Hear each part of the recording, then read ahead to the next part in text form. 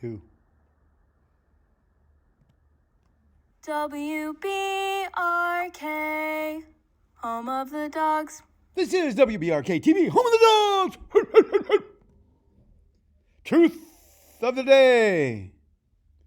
Truth is like surgery. It hurts, but it cures. Lie is like a painkiller. Gives relief, but has side effects forever. Ms. Stewart says, Jumpstart for Jobs. Dates of February 24th, that's today, through March 3rd. Various speakers. Hey, it's not what you know, it's who you know. If you're interested in things like welding, law enforcement, lineman, construction, highway maintenance, you need to see Mrs. Stewart. Bird Dog Athletics. Any girls interested in playing tennis? You got to see Miss Outlaw in the agricultural building. See her this week. Free tennis. Good deal. All right. JV football tomorrow. They hosting White Oak here at home, 6:30. Gates open at 5:30. Varsity travels to White Oak, 6:30 p.m.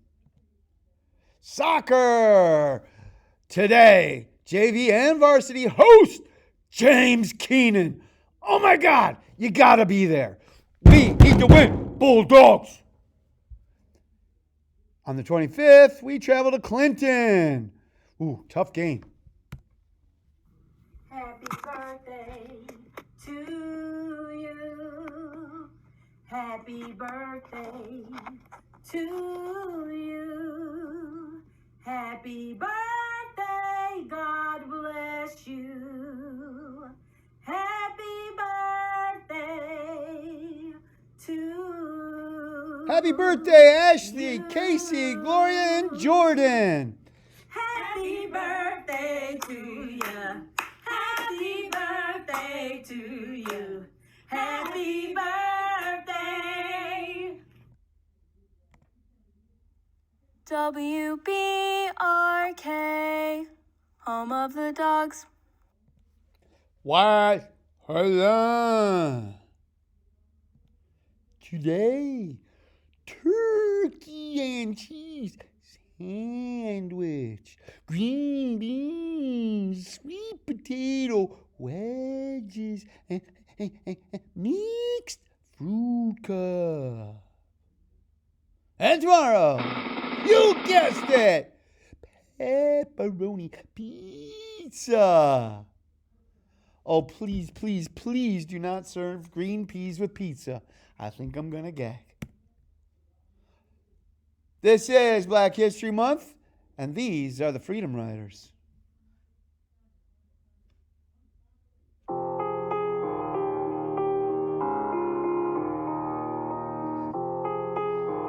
The Civil War ended in 1865, and United States President Abraham Lincoln had declared that African Americans who were being held as slaves must be freed, and he outlawed slavery.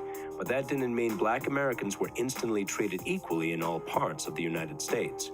On December 1st, 1955, a young African American woman named Rosa Parks finished a long day of work in Montgomery, Alabama. She got on a crowded bus to ride home. A white man got on the bus and told her to move because he wanted her seat. Though Rosa felt this was morally wrong, he had the legal right in the southern United States to do so.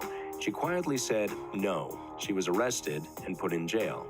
Her brave actions gave courage to many other Black Americans in the South. Segregation, or the separation of people because of the color of their skin, was legal in the southern United States. Laws stated that African Americans, who the white Americans called colored, were not allowed to sit at the same lunch counters, drink from the same drinking fountains, use the same bathrooms, sit in the same sections at movie theaters, wait in the same waiting rooms, or sit in the same bus sections as whites. The governments of the southern states said this was legal.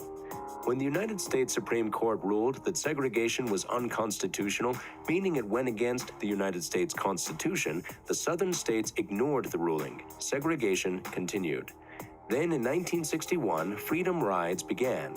Buses that came from northern states would stop in southern state bus terminals. These terminals had white-only and colored-only restaurants and waiting areas. Freedom Riders ignored these segregated areas. Because of this, Freedom Riders were often attacked, beaten, or put in jail. In Anniston, Alabama, one of the Freedom Rider buses was firebombed on Mother's Day. Those on the bus were able to escape only to be met by an angry mob that began to beat them. Freedom Riders trained for this kind of protesting. They were determined to be nonviolent and were prepared for the abuse they would receive.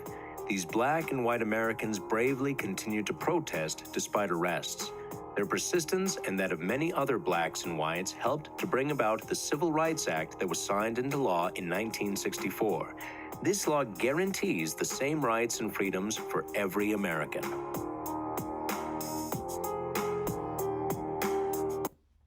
Mr. Jenkins says, hey, PEBT benefits, end of February, it's based on attendance. If you have any questions, see Mr. Jenkins. News you want to know. And yeah, you heard about it. Summer school baby. Here's some information.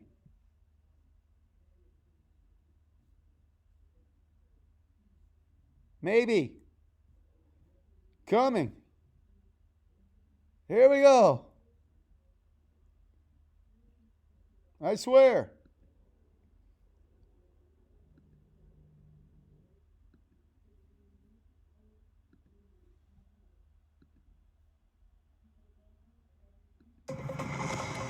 %. That's how many Charlotte-Mecklenburg school students were failing at least one class in the first quarter of this school year.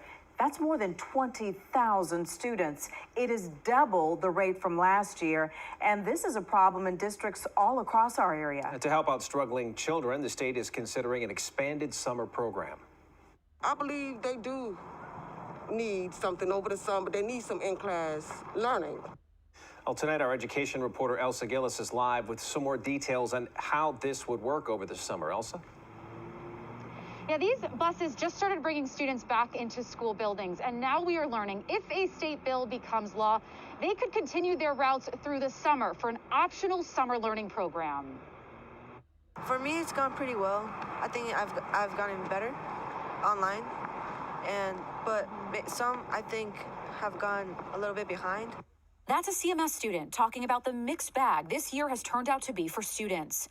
While he's doing well remotely, in response to those struggling in this difficult school year, state lawmakers have introduced House Bill 82 that House Speaker Tim Moore, one of the bill's sponsors, told me would establish a 6-week, robust in-person summer school program in each school district. This really provides an opportunity to make sure these children are up to speed, that they learn those fundamentals they need. He says it's intended to be like actual school days, with transportation and meals provided at no cost to families. While the bill does target at-risk students, he says the program will be for any child who wants it. The problem is if we don't do something right now during these summer months and we just move along like this last year didn't happen, we'd really be doing these students a huge disservice. This mom told me with proper safety measures in place, a summer program would be important for students falling behind. She's doing well. She's getting great grades. Those that are falling behind, that are lacking due to everything that's going on, I believe they do need something over the summer. They need some in-class learning. Speaker Moore says safety measures would be in place. He said the bill goes to the House for a vote tomorrow before it would go on to the Senate. If the bill becomes law, this would be optional for students and teachers, but required for school districts to set up. Scott? Well, Elsa, you also learned Charlotte-Mecklenburg schools have already been working on a program of their own to help out. What'd you hear about that? Yeah, it's actually something the superintendent said. Mrs. Scott says, hey, caps and gowns. How many times I got to tell you? If you haven't gotten them by now, I don't know about you. February 28th is the deadline. Go to jostens.com. Call this number if you need it.